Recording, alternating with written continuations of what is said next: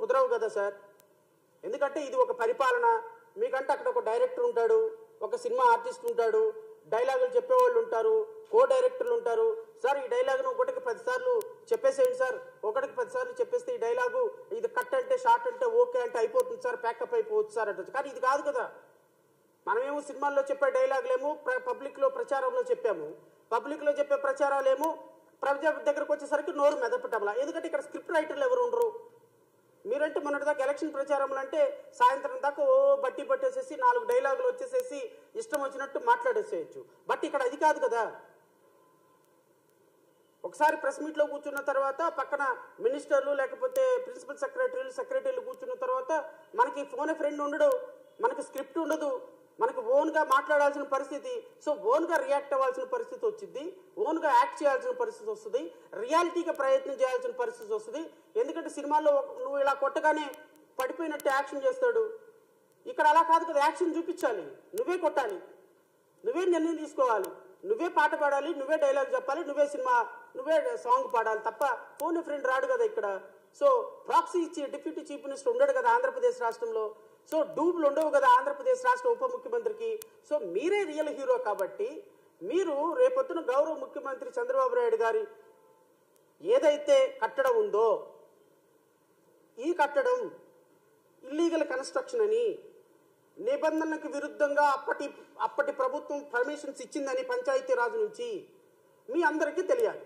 మీకు తెలియలేదో అధికారికంగా ఏమైనా డాక్యుమెంట్లు కావాలంటే నేను డాక్యుమెంట్లు ప్రొవైడ్ చేస్తా, అది అనధికారిక కట్టడం అని. దయచేసి దాని మీద నిర్ణయం తీసుకోండి. నిర్ణయం తీసుకోవటం కాదు, కోలుకొట్టడమే. ఇంకా దీంట్లో నిర్ణయాలు తీసుకోవటాలు ఏముండవు. ఎందుకు అంటే ఈ కట్టడాలు అనైతికమైనటువంటి కట్టడాలు అని గత ప్రభుత్వంలో మినిస్టర్గా పనిచేసినటువంటి దేవినేని ఉమా గారు చెప్పినటువంటి వీడియో నేను ఇప్పుడు ప్రెస్కి రిలీజ్ చేయబోతున్నాను. ఇది ఆల్రెడీ పాత వీడియోనే, పెద్దగా అందరికీ చూడాల్సిన అవసరమో చెప్పాల్సిన అవసరమే లేదు. కానీ ఇప్పుడు రిలీజ్ చేయడానికి కారణం ఏంటి అంటే అధికారికంగా మీ ప్రభుత్వంలో ఒక ఇరిగేషన్ మినిస్టరే ఇది అనాధికారిక కట్టడము, ఈ కట్టడాన్ని కోల్చాలి అని చెప్పిన సందర్భంలో, వీళ్ళకి నోటీసులు ఇచ్చామని చెప్పిన సందర్భంలో, లింగమనేని గెస్ట్ హౌస్కి నోటీసులు ఇచ్చామని చెప్పిన సందర్భంలో ఈ నోటీసులు ఒక్కసారి ప్రభుత్వం ఇచ్చిన తర్వాత దాన్ని ఉపసంహరించుకునే అవకాశం లేదు. ఖచ్చితంగా ఈ కన్స్ట్రక్షన్స్ని కూలగొట్టాల్సిన మార్గము. తెలంగాణలో ముఖ్యమంత్రి రేవంత్ రెడ్డి తీసుకున్నటువంటి నిర్ణయాన్ని, అక్కడ తీసుకున్నటువంటి ఎకో సిస్టమ్నో, చెరువులనో, కుంటలనో, కాలువలనో రక్షించడానికి ఒక ముఖ్యమంత్రి తీసుకున్నటువంటి సాహసోపేతమైన నిర్ణయం, మీ శిష్యుడు తీసుకున్నటువంటి సాహసోపేతమైన నిర్ణయం గురువు గారుగా మీరు ఎందుకు తీసుకోలేకపోతున్నారు సార్? నాకు అర్థం కావటంలా. ముఖ్యమంత్రి చంద్రబాబు నాయుడు గారు మీ శిష్యుడు మీకంటే అద్భుతమైనటువంటి సాహసోపేతమైన నిర్ణయాన్ని తీసుకొని వరుస పెట్టి ఇంజనీరింగ్ కాలేజీలు, యూనివర్సిటీస్లు, కన్వెన్షన్ హాల్స్ ఇంకోటి కూలగొట్టుకుంటూ వెళ్తుంటే మీరు మాత్రం ఇంకా అనాధికారికంగా అక్రమ కట్టడంలో నివసించి ఆహా ఓహో నేను అద్భుతమైనటువంటి అమరావతిని సృష్టిస్తా లేదా అద్భుతమైనటువంటి పరిపాలన చేస్తానని చెప్పటం ఎంతవరకు సమంజసమని జేబీఎంరావు భారత్ పార్టీ మిమ్మల్ని ప్రశ్నిస్తుంది. దీనికి నాకు సమాధానం చెప్పకపోయినా రాష్ట్ర ప్రజలకు సమాధానం చెప్పాలి. లేదా మీ తనయుడు ఈ రాష్ట్రానికి మరొక అనాధికారిక ముఖ్యమంత్రి, ఐటీ మినిస్టర్, ఎడ్యుకేషన్ మినిస్టర్ కూడా ఆయనే అనుకుంటా ఇట్ సీమ్స్, అనాధికారికంగా డిప్యూటీ చీఫ్ మినిస్టర్గా యాక్ట్ చేస్తున్నటువంటి మంత్రి గారు, వీరు కూడా అదే నివాసంలో అక్రమంగా నివసిస్తున్నటువంటి మరొక సక్రమం అని చెప్పుకునేటువంటి మంత్రి. మీరు మంత్రులుగా, ముఖ్యమంత్రులుగా ప్రజలకి ఆంధ్రప్రదేశ్ రాష్ట్రంలో ఉన్నటువంటి ఆంధ్రప్రదేశ్ రాష్ట్ర ప్రధాన కార్యాలయాలు ఆక్రమణలో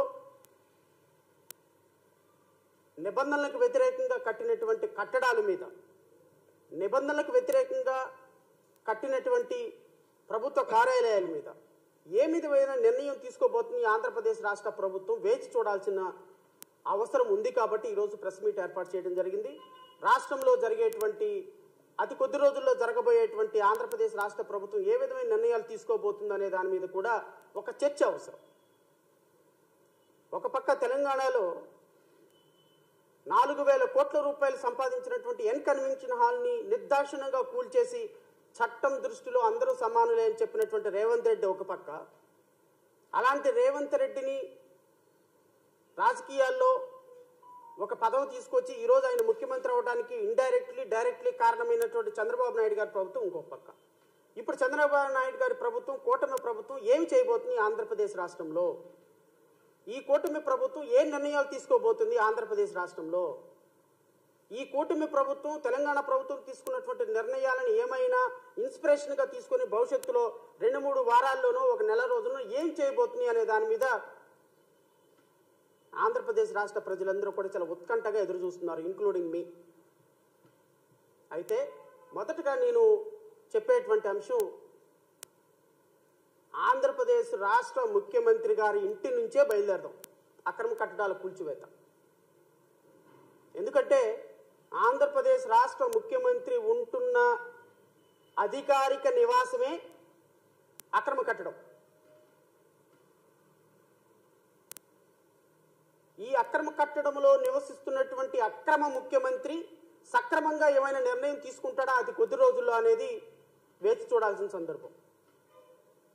నేను గౌరవ ముఖ్యమంత్రి గారిని, గౌరవ ఉప ముఖ్యమంత్రి గారిని, ఎందుకు ఉప ముఖ్యమంత్రి గారిని ఇక్కడికి తీసుకురావాల్సి వస్తుంది అంటే, గౌరవ ఉప ముఖ్యమంత్రి శ్రీ పవన్ కళ్యాణ్ గారు కూడా ఇప్పుడు ఎన్విరాన్మెంటల్ పంచాయతీరాజ్ మినిస్టర్ కాబట్టి ఎకో సిస్టమ్ని పరిరక్షించాల్సినటువంటి బాధ్యత పవన్ కళ్యాణ్కి ఉంది కాబట్టి, ఈవెన్ చంద్రబాబు నాయుడు అక్రమ నివాసంలో ఉంటున్న చంద్రబాబు నాయుడిని కూడా తొలగించేసేసి పక్కన పెట్టేసేసి చంద్రబాబు నాయుడు మీద కూడా, ఆయన ఇంటి మీద కూడా కోల్చగొట్టగలిగినటువంటి నిర్ణయం తీసుకోగలిగిన అధికారం ఉన్నటువంటి మంత్రి కాబట్టి నేను పవన్ కళ్యాణ్ని అడగాల్సి వస్తుంది. నేను గౌరవ ఉప ముఖ్యమంత్రి గారిని అడుగుతున్నా, మీరు మీ ముఖ్యమంత్రి గారు, మీ హెడ్ ఆఫ్ ది ఇన్స్టిట్యూషన్ ఉంటున్న అక్రమ కట్టడాన్ని ఎప్పుడు కోల్చబోతున్నారు? సినిమాల్లో డైలాగులు చెప్పి, గబ్బర్ సింగ్ డైలాగులు రాష్ట్రంలో